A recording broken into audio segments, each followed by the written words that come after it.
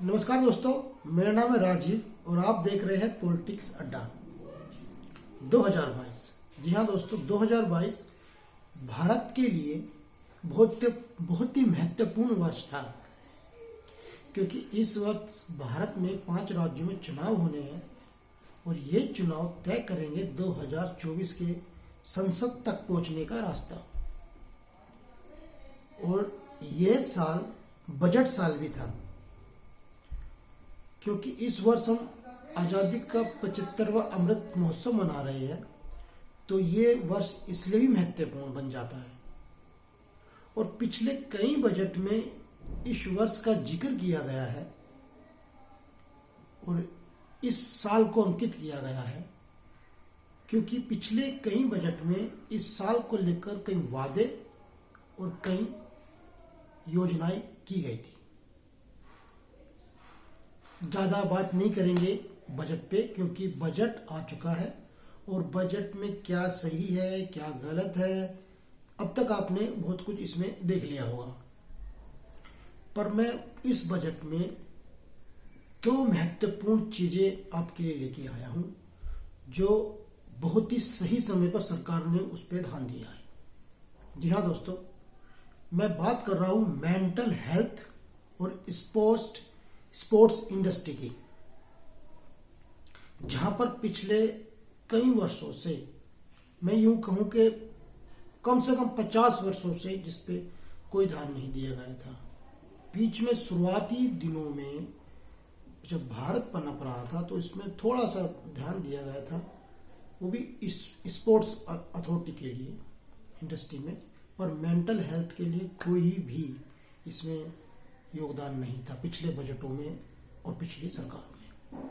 इस साल सरकार ने सही समय पर यह कदम उठाया है। जी हाँ दोस्तों, जैसे आप सब जानते हैं कि पिछले 2 वर्षों से कोरोना काल चल रहा है, बहुत से व्यक्ति घरों में है, पूरा सब अर्थव्यवस्था इधर उधर हो गई है, लोगों के रोजगार चले गए हैं, मेंटल हेल्थ इशू हो जाता है घर में रहते रहते। और वो मेंटल हेल्थ इशू मतलब आपको समाज से, परिवार से दूर कर देता है। तो सरकार ने सही समय पे इसको संज्ञान में लिया और इसके लिए एक बजट तय किया गया है। अब मेंटल हेल्थ के इशू के सेंटर्स बनाए जाएंगे, जहां पर लोगों को उपचार किया जाएगा, उनकी काउंसलिंग की जाएगी, जो पहले नहीं था।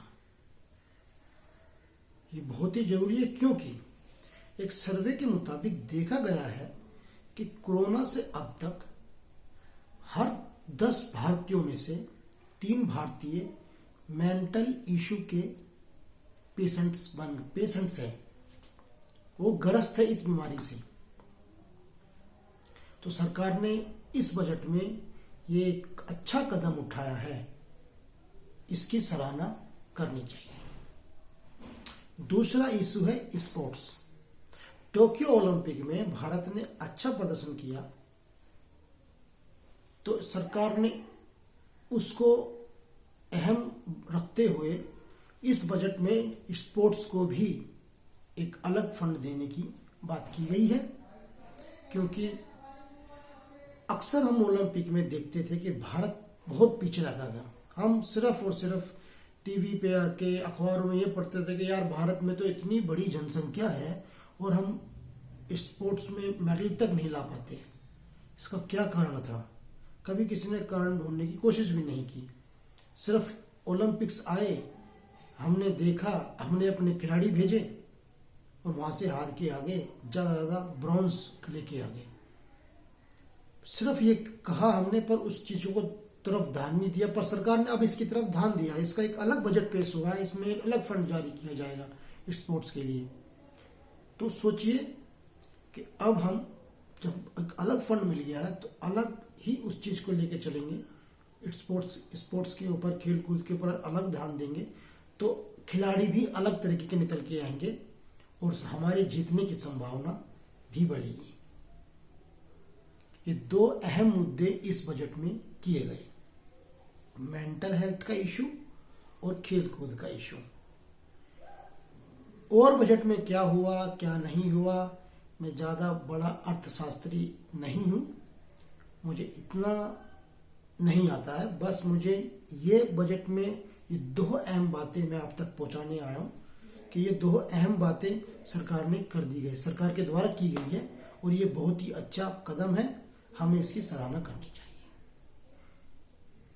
मिलेंगे फिर किसी नई वीडियो में दोस्तों, फिर किसी नए मुद्दे को लेके। तब तक अपना और अपनों का ध्यान रखें, खुश रहे, सुरक्षित रहे। जय हिंद।